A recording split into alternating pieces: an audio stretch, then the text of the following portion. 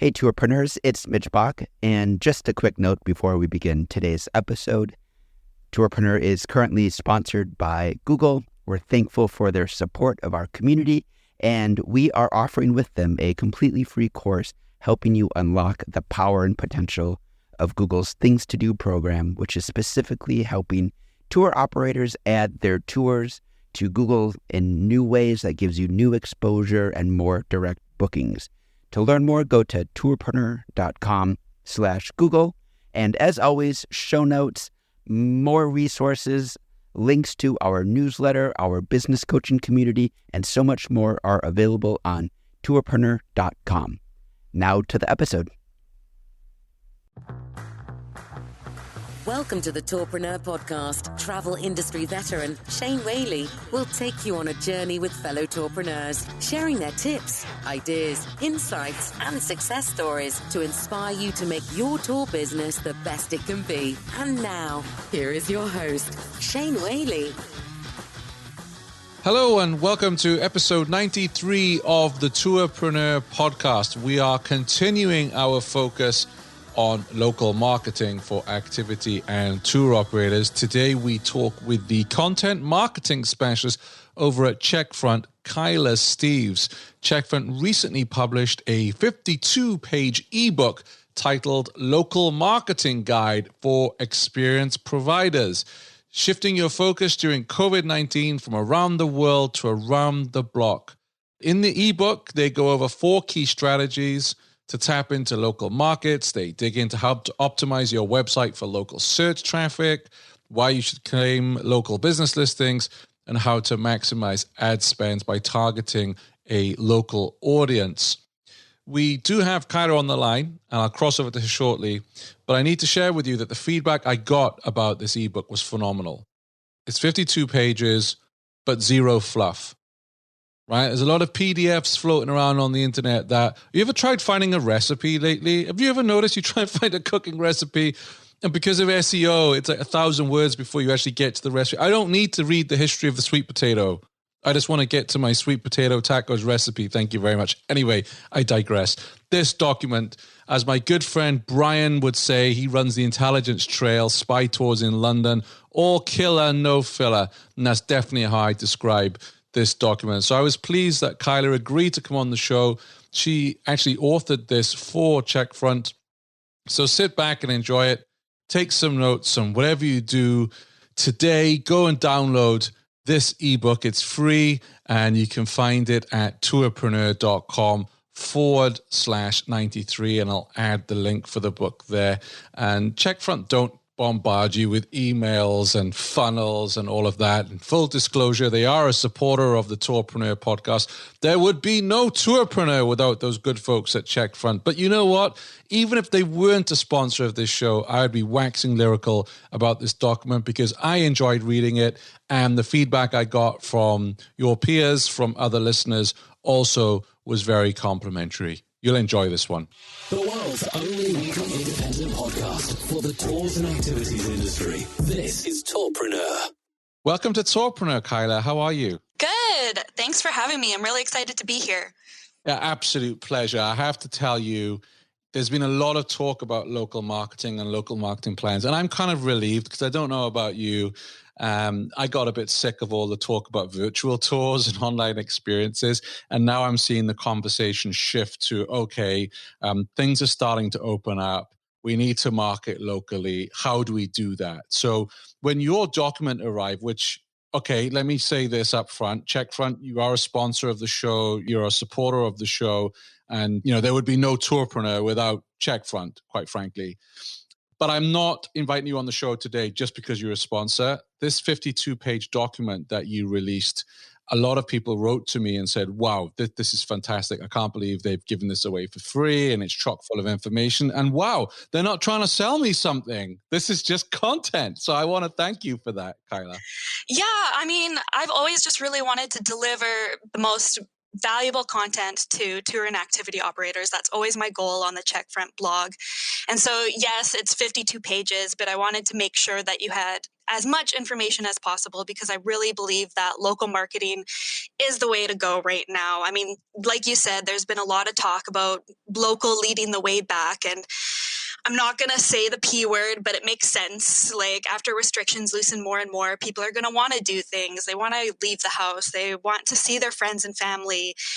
And they're going to want to do activities, of course, safely, low risk activities. But like, here's the thing, like local experiences aren't really new. Staycations aren't really new. People do recreational things all the time. So it's just, I mean, even here on the island, like we are used to not going anywhere. It's really expensive to get off the island. So local experiences are already a normal thing here. Like last year, I went on a whale watching tour for my birthday, and this year I rented a surfboard in Tofito. So you see, people also want to celebrate special occasions. And I know your guest, Teresa, even brought that up when she decided to pivot Milwaukee food tours with care packages. So there is an opportunity there for tour operators. And of course, I can't speak for all places, and if pivoting to a local audience will work for everyone. I think I saw a comment on your Facebook page a while back where a tour operator said that locals in Italy are just not going to go on a wine tour, and there are regions where locals might not be able to afford tourist prices. But in the ebook, like our focus, well, the focus that I really wanted to concentrate on is showing up online, doing local search engine optimization, playing by Google's rules, because that's what really matters. If people are going to look for things to do, the first place they're going to look is Google. And so you want to get those higher rankings. You want to show up. And these tips and tricks, they will also help you in the future. So when travel does pick back up, which is hopefully soon, knock on wood, even travelers, when they book things to do, it's usually in destination. So we've seen that data before, and perhaps that won't be the case going forward. It might look a little bit differently, but it's still so important to show up online.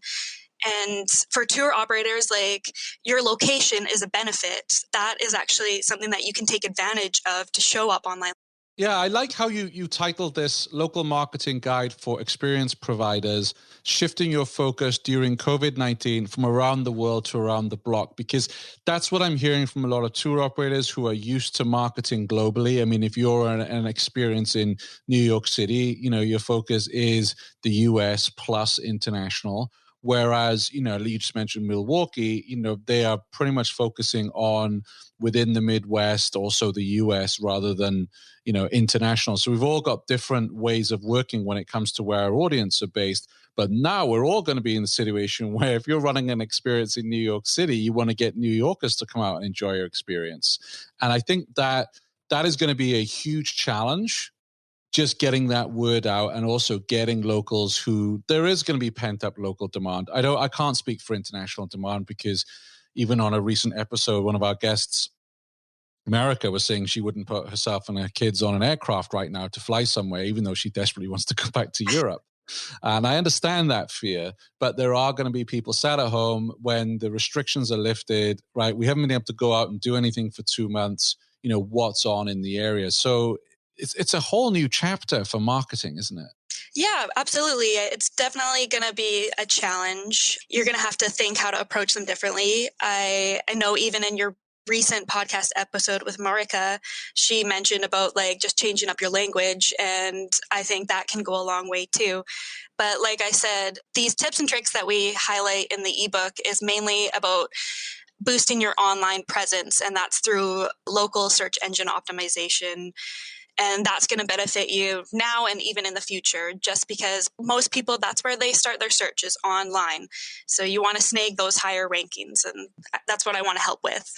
Yeah, so we're going to talk about 5 tips, because obviously we can't go through the whole 52 pages on the show, as much as I would love to.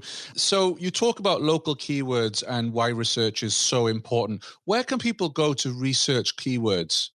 So there are various tools online that you can take advantage of. Google Ads Keyword Planner, for one, is free. It's not as robust as, say, SEMrush or Moz Local Keywords, but it will still do the job. It'll still give you an idea. And Google itself is a really useful tool. Like, you can just go into the search engine and type what you think, a customer might use to describe your product, and Google will auto-complete with suggestions based on popular and related search terms. So you can actually use those as well. And I know that a lot of local keywords will probably be pretty obvious, like axe throwing is always probably going to be axe throwing, like axe throw in Philadelphia, probably just going to be axe throw in Philadelphia, or escape rooms are usually always described as escape rooms. But you might be surprised, for instance, with wine tours, let's say I would search wine tour and somebody else might say vineyard tour or wine tasting tour. There are so many other different variations. And of course, the location always so has to do with that too, because a lot of times people will put the location in with the product they're searching for, product or service. It's interesting because I just, as we're chatting here, live put in a search Vermont tours, and I get the Google My Business listings come up, but then underneath that I get tripadvisor.com, I get viator.com, and then comes Vermont guided tours, and then Vermont bus tour and trip.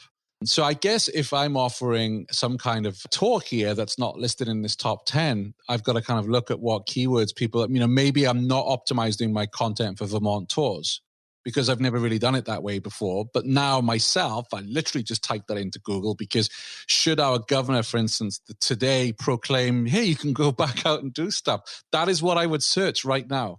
Yeah, that's a pretty broad term to use, Vermont tours. That's going to include so many different tours. So with small businesses, they have a better chance at ranking for long tail keywords. So those are highly specific keyword phrases, usually like 3 or 4 more words than that.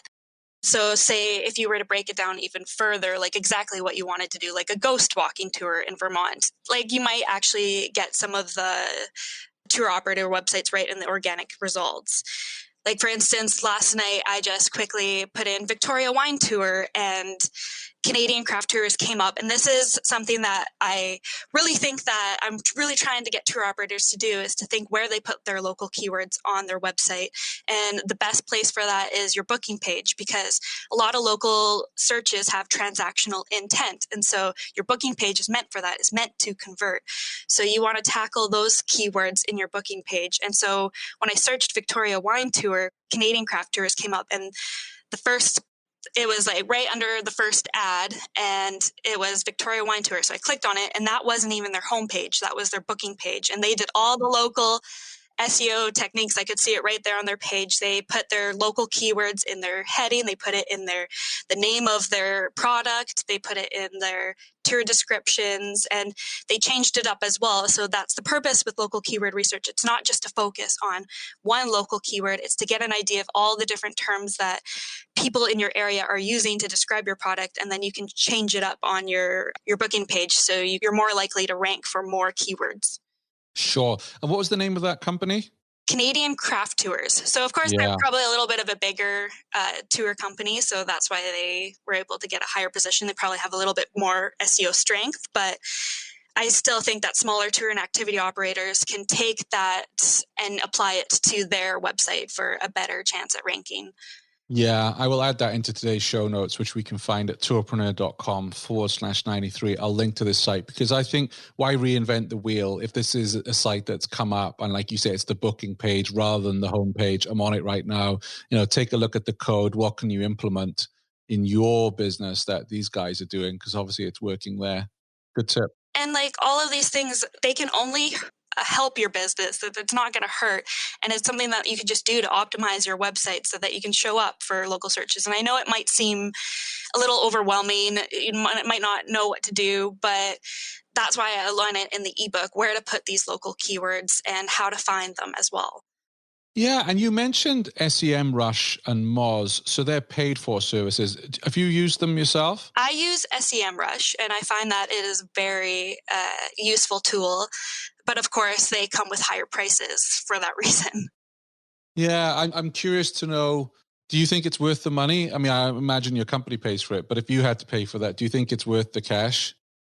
It goes into more specifics with search volume. So with Google Ads Keyword Planner, you'll only see broad searches. So you'll see if you type something in, you'll see that the search volume could be 10 to 100 or 100 to 1,000.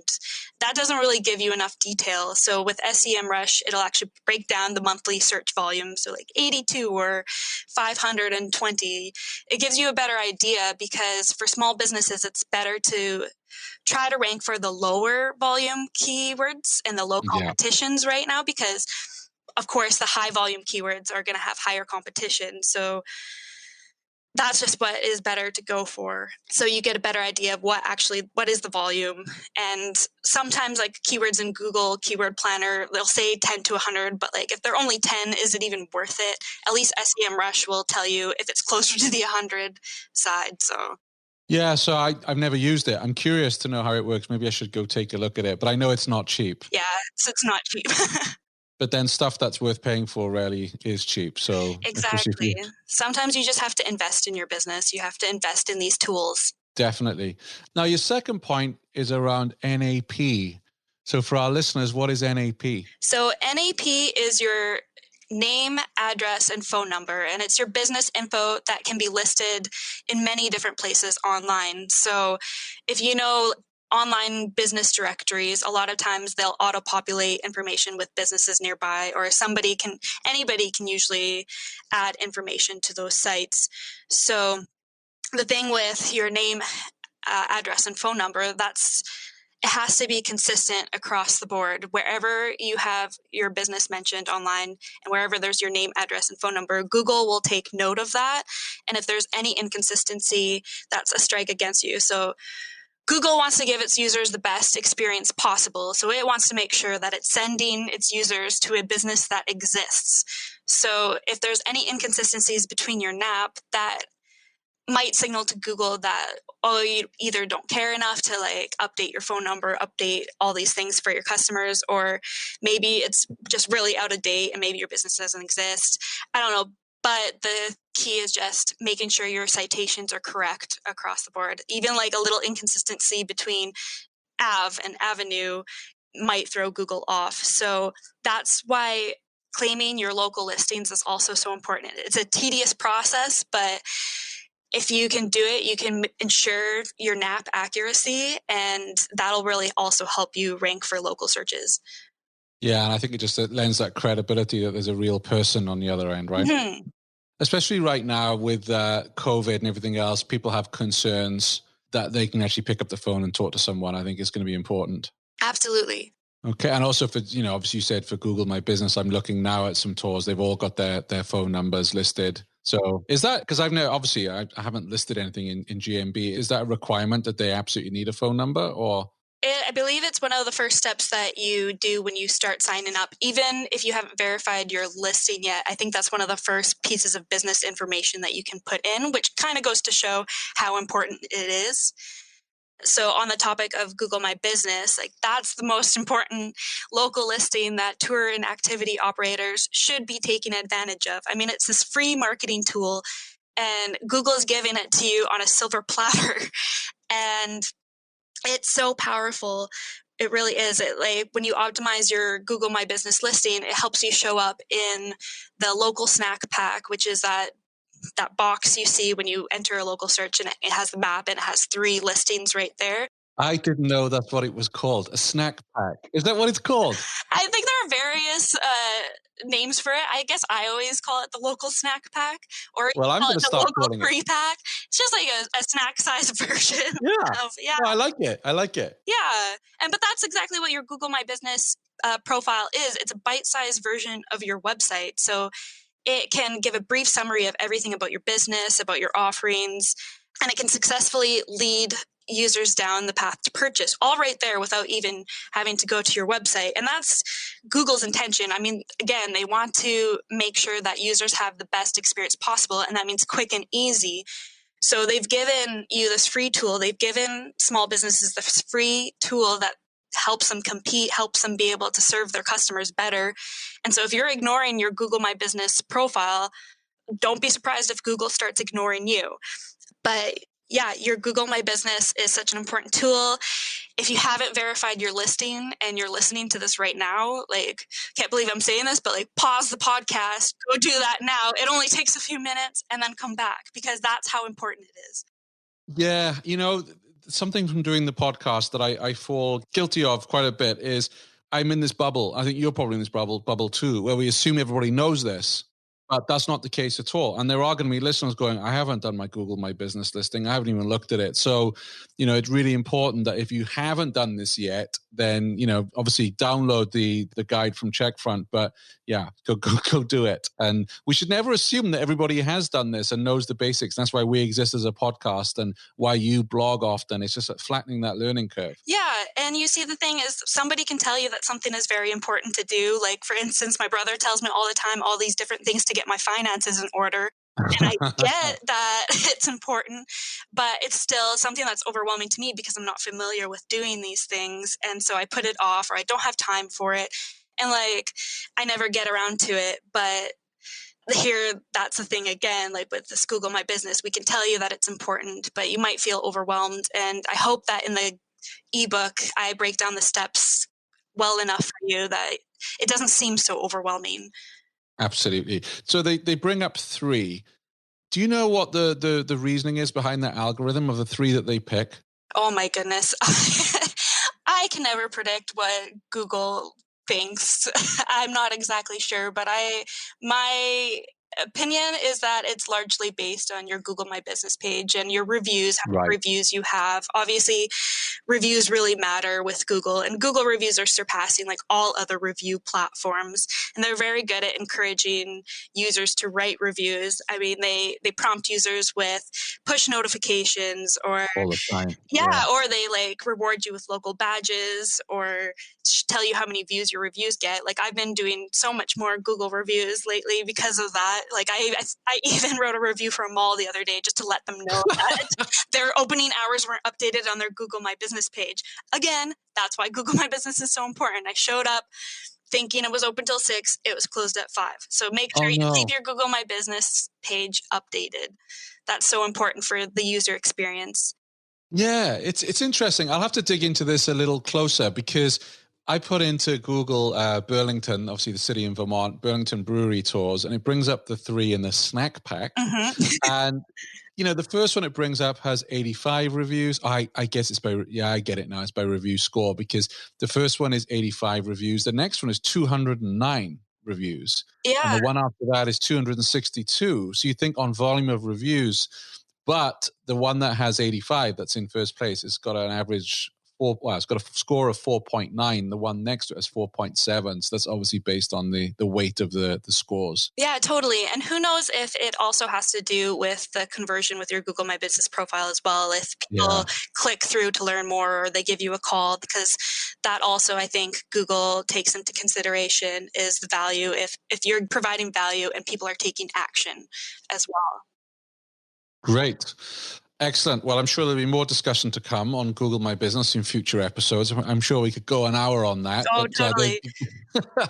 You've got so much in this document that I want to be respectful of your time on this. So anything else you want to share on Google My Business before we move on? Yeah, like I said, because it can successfully lead down the path to purchase. What I mean by that is Reserve with Google is now available for tour and activity operators. I mean, it has been available for like a year and a half now. And so if you haven't taken advantage of that, I highly suggest that, because a user can go on your Google My Business page, they can see all your information, and then they can also book right then and there without having to go to your website. So it reduces the number of booking steps. It reduces that friction. So I highly advise that tour and activity operators get on with Reserve with Google. It's also free right now. You just need an integration with your booking platform.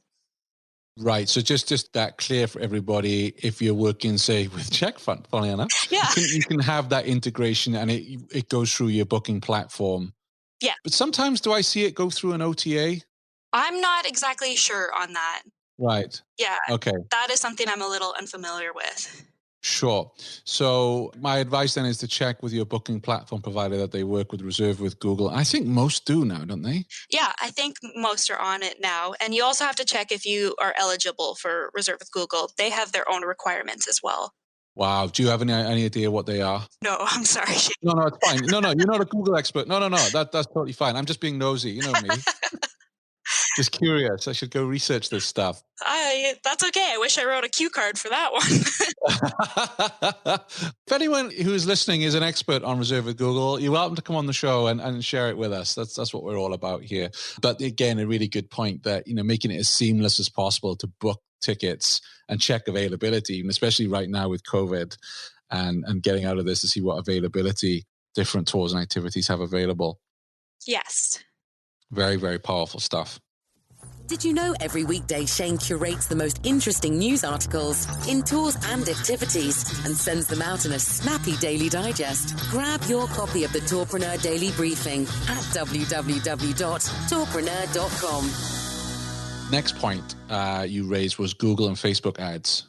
Yes. So right now, tour and activity operators might not be wanting to spend money on paid advertising. And I get that. Like, you want to cut down on costs as much as possible. But at the same time, there is an opportunity with everyone else holding back to stand out more in the space. So if you are going to do paid advertising, there is something for local marketing in Google ads and Facebook ads. You can do geo-targeting. So you can actually focus on a certain location for your pay-per-click ads.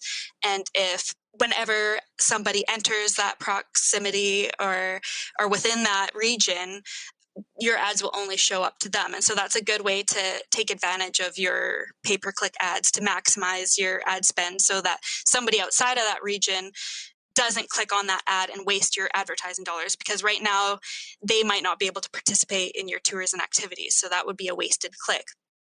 So yeah, it's pretty easy to set up geo-targeting in Google Ads. But I also think that right now, I think a good focus would be more Facebook ads. And I wish that I would have gone more into detail on Facebook ads in the ebook, but then I would have turned into like an 80-page document.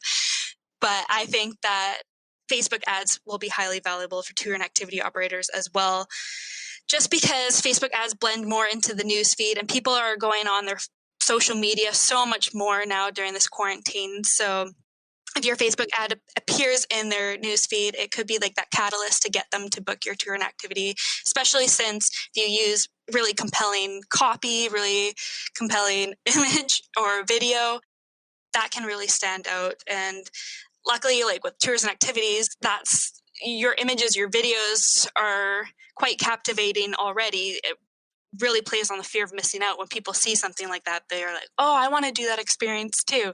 So Facebook ads is a good place to start advertising. And you can do so much with Facebook ads as well. Like, you can focus on user behavior. You can target based on interests. The real power is remarketing. So if you install the Facebook pixel code on your website, you can track your website conversions and you can remarket based on user behavior. And that happens so fast. The other day I was looking at a camera. I'd asked on the group for advice on, I think it was the Osmo Pocket camera. And then someone suggested another gadget, and I clicked on their website, and literally, like, within 2 minutes, their ad was in my Facebook feed. I know. I was like, wow. I know. Like, I also think that my phone is spying on me all the time, because I'll say something and then all of a sudden I'll get Facebook ads all about it.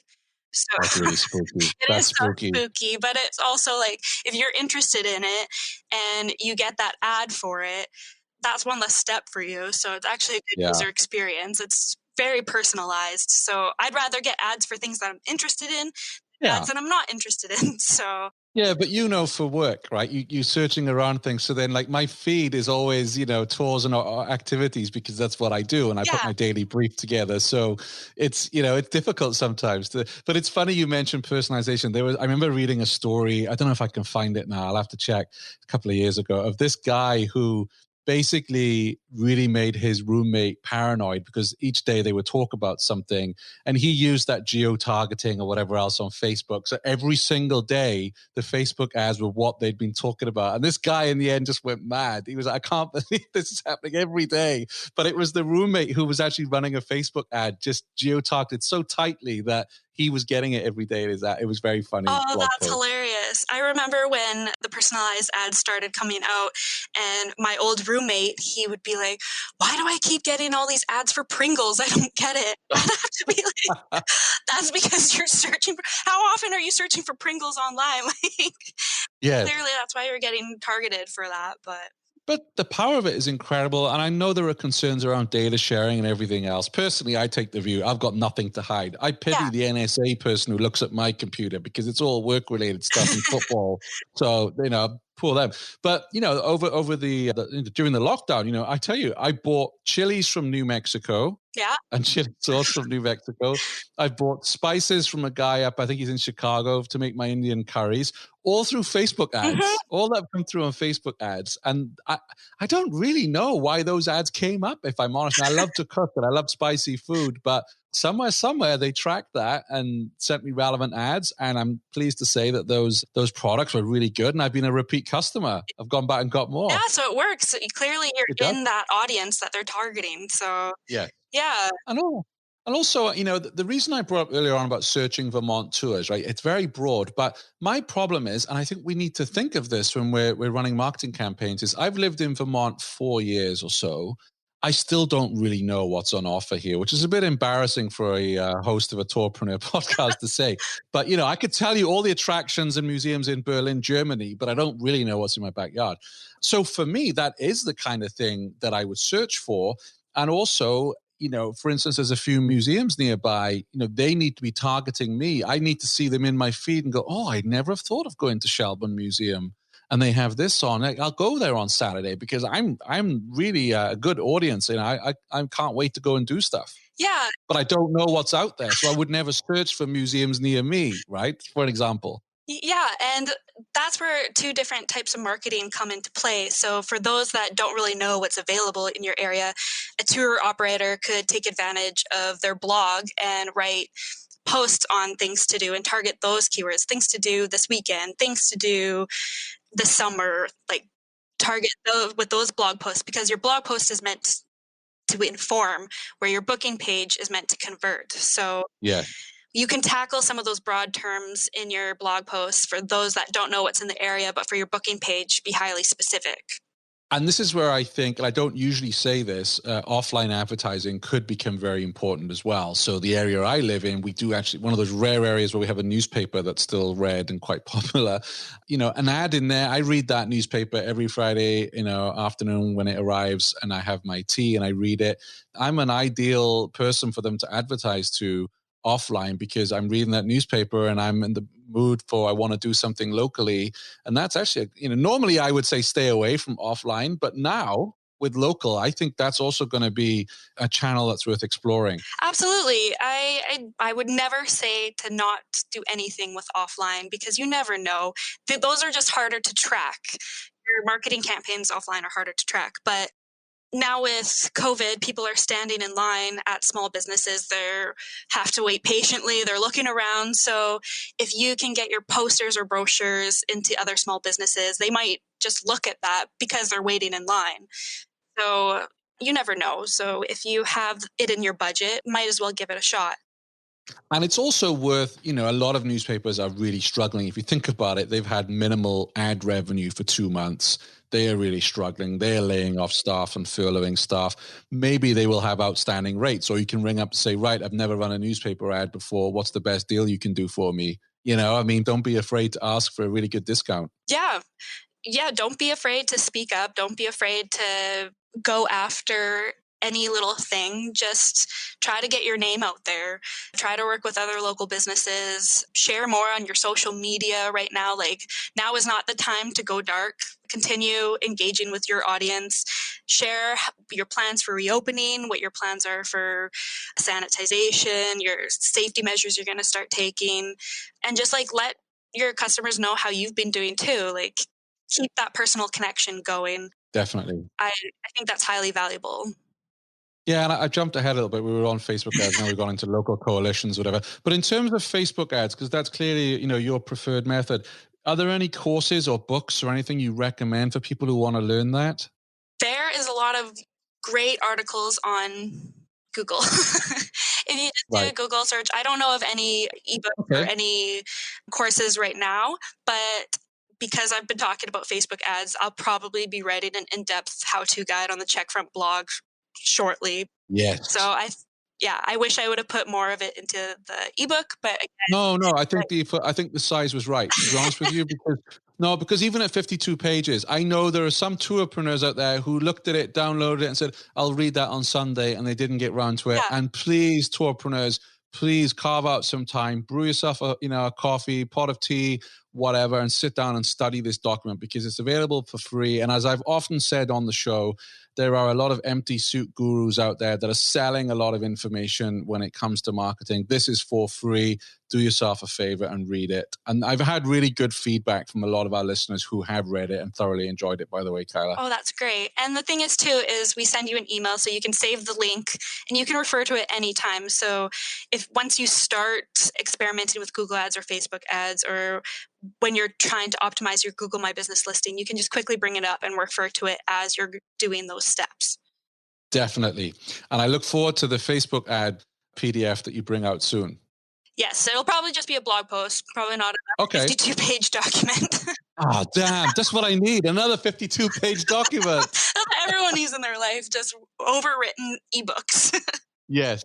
No, but I think that's key because, it is tough. I mean, I've played around with Facebook ads and I know they keep changing it, but it's one of those things, if you're not in it every day, it's a bit like a language. If you don't use your French or your German every day, you kind of forget it. And I think that's the same with the back end of Facebook sometimes. And, you can also, you can cap the amount of money that you spend, of course, but, you can burn cash on there quite easily. Yeah, and that's also where local keywords come into play too, because you can use those in your Facebook ads to make sure that you're targeting people that are actually interested in your product. So Yeah. there is lots that you can do on Facebook ads, and it's a beast of a platform. But great. The amount of personalization, as you talked about earlier on, how you can Exactly. really drill down into interests. It's definitely worth studying and looking at. And maybe also here at Tourpreneur, I'll do some asking around. I know we're building the Tourpreneur approved directory. It might even be out by the time this episode is aired. And if you've completed a course, either free or paid, that has really helped you with Facebook ads, and you can direct, if another tour operator calls you, you can talk them through why it was so good. I will add that to the approved directory. So the fifth point we were talking about was local coalitions and working with other tour operators. And you released a blog post recently, 2 parts actually, about building local coalitions with Adventure Hub up there in Alberta. Yes. What advice would you give to our listeners about building a coalition, or indeed just working with other tour operators to help us thrive again? So one of the first pieces of advice, and this is just based off my talk with Adam, is just to find a core group that will be on board. So just start having those coffee conversations with others. Reach out to other tour operators because they're probably looking for a partnership just as much as you are right now. Like you can do some amazing things together as a team, and it's a lot easier to move a brand forward as a group rather than individually. So I would say just start having those coffee conversations, figure out what you want out of the coalition, set those clear goals, and just go after it. With talking to Adam, what really helped him is he found 2 problems that he wanted to solve, and he found that he could solve that using a booking system, which is great. So getting everyone onto the same platform made it so they could make bookings on behalf of each other easily. And then also it allowed them to centralize everything, really streamline administrative processes like working with hotels. And so that really helped too. And did I read I read so much, so forgive me if I've got this wrong, but they were also lending each other staff. Yes. So I believe after my conversation with Adam, he said that they were kind of talking about what they were going to start doing for recovery now. And that kind of came up, is that they might start sharing staff. Yes. Yes. Wow. That's really neat, isn't it? Yeah, sharing resources, sharing staff. Why not work with other experienced providers if it can help save you money? And working together, you can, like I said, do more things Definitely. And I've invited Adam on the show, so hopefully he will come on. I'm not sure if I can do such a good interviewing him as you did, Kyla, for your blog post, but, we'll give it a go. Oh, I'm sure it'll be a great episode. And he's so nice and he's so excited to share about Adventure Hub. So if you're listening, stay tuned for that. It's going to be a really great episode. Brilliant. Are you seeing anyone out there who's doing really well with local marketing? Someone you look at and think, wow, they've got it. They get this. So far, it's been pretty quiet here. And maybe that's why people should start focusing on local marketing, because I haven't seen too much show up on my Facebook. Still early days, isn't it? It's still early days. Yeah. I think our business owners might be a little bit scared right now, too. There's that fear of being insensitive by pushing on your tours and activities right now. But I think that you shouldn't be scared, because people are going to welcome the idea. People are excited to get out of the house. It's just as long as you abide by the reopening guidelines, as long as you make it safe. Yeah, I think that's key, is on your copy, maybe explaining what you're doing in terms of making it safe for people and that you are watching the regulations. And I think also, I touched on this with America, but the emotional side of marketing, we forget sometimes because we're selling our products and our experiences. But I also feel, particularly locals, for those of us who haven't been furloughed and laid off and we've got some money, we want to support the economy, and that might be a local bar, it might be a restaurant, a local gift store. We want to support businesses in the state, or in your locality. And I think including some of that in your marketing, that, hey, if you book with us, we're a family-run business in Alberta or wherever it may be, and talking a little bit about that. Yeah, I think that's a great idea. Like, I heard that in your last episode, and I was like, yes, that's genius. Well, the key lime pie. Did you hear that? Yeah, I did. I almost paid almost $100 for key lime pie just because I heard that guy interviewed and how he spoke about what they were doing, and they were family run, and I was like, wow. But then I'm like, no, I can't believe any key lime pie is worth $94. Maybe I'm wrong. Maybe I'll go to Key West one day and I'll be like, oh wow, now I get it. But yeah, you have to pull at the heartstrings right now. And so if you can share that your local business looking for support, I know that's what a lot of people are wanting to do right now. I think in Victoria, there's something about Takeout Wednesday. So support a small business by ordering takeout from a small restaurant. So there are initiatives out there. That's the mindset right now. So just share that you're a local business. A lot of people know that the tourism industry is really hurt right now. So I think a lot of people want to help. Yeah, I think you're right. But, I also think the challenge for tours and activities is, for instance, I live in a rural part of the state, so my local diner is really important to me. I'd be devastated if he has to close down. I go there once a week, but I don't do a tour once a week. So I think very often with tours, we might do it once a year, or when friends and family visit, you might go, but it's not front of mind. And I think that's the challenge, that we're not thinking about, those of us who aren't working in the travel industry, we're not thinking about those tours as needing help. We are thinking of the local shop, or the local restaurant and the diner. So it's quite a tough challenge. But again, that's why I think we need to make it a part of our marketing, that you're almost, I don't want to use the word pat on the back, but I think people will feel good knowing they're supporting a company in the state and helping a family or keeping local people employed.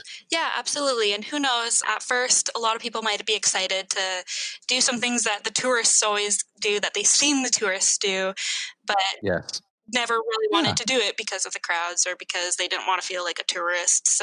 And right now, like a trip to the grocery store once a week, that's like a tour and activity for me right now. I get excited to go to the supermarket. I'm like, oh, there's real people. I can't go too close. We say in Vermont, you've got to be one dairy cow apart. I love that. But, it's like I'm seeing people. I used to hate going grocery shopping at the supermarket. Yeah, people want to do things. So I do think it's going to be a little bit more challenging for tour operators. Activity operators kind of have an advantage that way, because people like doing recreational activities in their area already. Tours specifically, I think just as long as you put that in your ad copy, you kind of create that emotional connection. I hope that helps you out at first. Yeah, especially if you're doing something like a bus tour where, like, a lot of the buses here, those small buses, maybe you are only going to run them if you can make a profit out of it, but run them at 50% capacity so people aren't sat right next to each other. That kind of thing to reassure, what are you doing in your business to reassure nervous travelers, really? Yes. Great. Kyla, I have to say, before I let you go, and I know your bosses are going to be listening to this, so very, very brave of you to come on the podcast. I would love chatting to you. I'm a big fan of your work. And I wanted to tell you that, every day, as you know, I send out a daily brief with news stories and blog posts and articles in the tours and activity industry, doing this for a year and a half now. So I get the data. I can see what people click on. And your bosses might have to pay you more money because you might get headhunted after I say this, but your blog posts always get right. They're in the top 3. That's great. Every time I send an email out. That's of clicks. awesome. So yeah, it could be the Checkfront brand too. Like, hopefully we've made enough of an impact in the industry that as soon as people see the Checkfront name, they want to click too. But that's a good answer. And I'm sure Jason and Angela are agreeing with you, but I'll give you another one. I think it's because you've done your research and the articles that you write are relevant and they're what the industry are looking for. Great. Well, I'll go with that and I'll write that down. Yes. So I wanted to give you that feedback. So thank you very much for coming on the show, Kyla. Is there anything we haven't covered that you would like to address before we wrap up?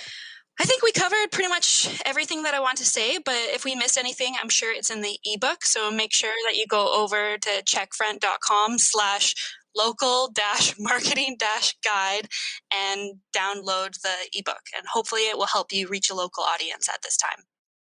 Absolutely. And if you're out walking the dog or doing the dishes right now, you don't have a pen to hand, if you go to tourpreneur.com/93, the links will be in the show notes. Thanks for coming on to the show, Kyla. I really appreciate it. Thanks for having me, Shane. Thanks for listening to the Tourpreneur podcast. Be sure to visit tourpreneur.com to join the conversation and access the show notes, including links to the resources mentioned on today's episode. This is Tourpreneur.